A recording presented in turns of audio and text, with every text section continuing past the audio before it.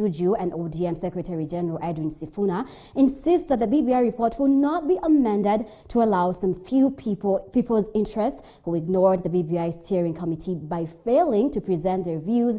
The duo says the BBI roadmap is set and won't be interfered with. In a separate interview with our political affairs reporter Elizabeth Mutuku, the two have dismissed claims by Major General John Say that the BBI report was doctored, saying that Say was out to please his masters. 2 days after retired Major Say claimed that the original BBI report was doctored by some individuals in the government, the Jubilee and ODM party secretary generals have dismissed the claims, daring him to produce the original document, if any.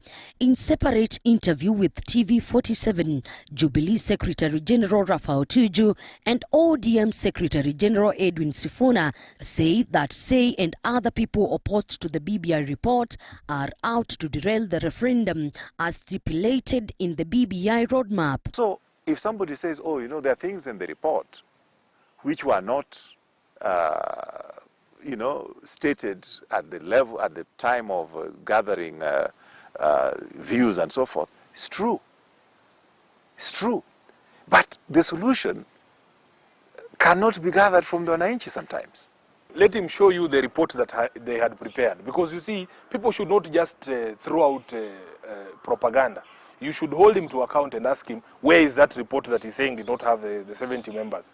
Because we know that views were given on how to go about solving the gender question in the Houses of Parliament. Various systems of elections were proposed in order to ensure that when we go to the next election, enough women are elected to meet the threshold. So he should tell us what mechanism had been proposed other than the mixed member proportional representation that many people advocated for. The duo revealed that referendum plans will proceed as scheduled and nothing will deter the calendar set by the two principals, stating forthright that no amendments will be done on the BBI document. Fortunately for some of his characters, we don't know what their proposals are. All we hear is them criticizing our proposals.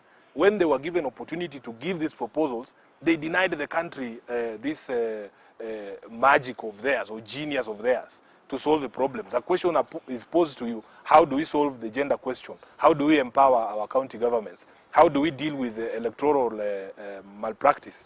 And you don't give any solutions, but when people have proposed solutions, you come and criticize those solutions. Now, for somebody to suggest that for that kind of robust intervention to proceed, we have to call everyone, including the very thieves that are stealing our money, that will reach a consensus on how they should be prosecuted, how long they should stay in jail, how long these cases should take. Do you think we can reach a consensus? On the non-contested referendum which has been proposed by Deputy President William Ruto and ANC boss Musalia Mudavadi, the two Secretary Generals say it's a tricky situation to achieve in the country and only Wanjiku can have the final say on the matter. They don't have that opportunity because they have no solutions, they have no views. Theirs is just to make noise and to try and to derail a process that has taken a very long time and that has involved a majority of Kenyans, which is why many of us believe that we should put this question to Kenyans now. Let us know. If Kenyans don't support, it's fine. If they support, let us know by how many, and we move on as a country. We believe that the minority will have been heard, but the majority will have had their way. There will be no amendments on that report because we cannot agree on everything. And I want to say this without giving the impression that I'm being rude about it or that we're being arrogant about it, for the simple reason that first, and the reasons for this, let me explain this.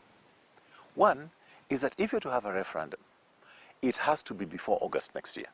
So there's a timeline that we have to adhere to. If you don't do it by August, it's too late. Further, Tuju says the referendum quest is not about the divided Jubilee party, but the country. BBI!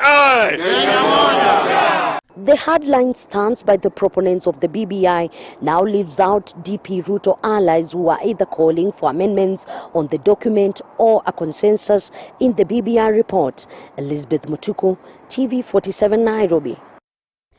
Still on the BBI document, Kieni Member of Parliament Kanini Kega has accused Deputy President William Ruto of insincerity about his allegations that he was not involved in the process of constituting the Building Bridges Initiative.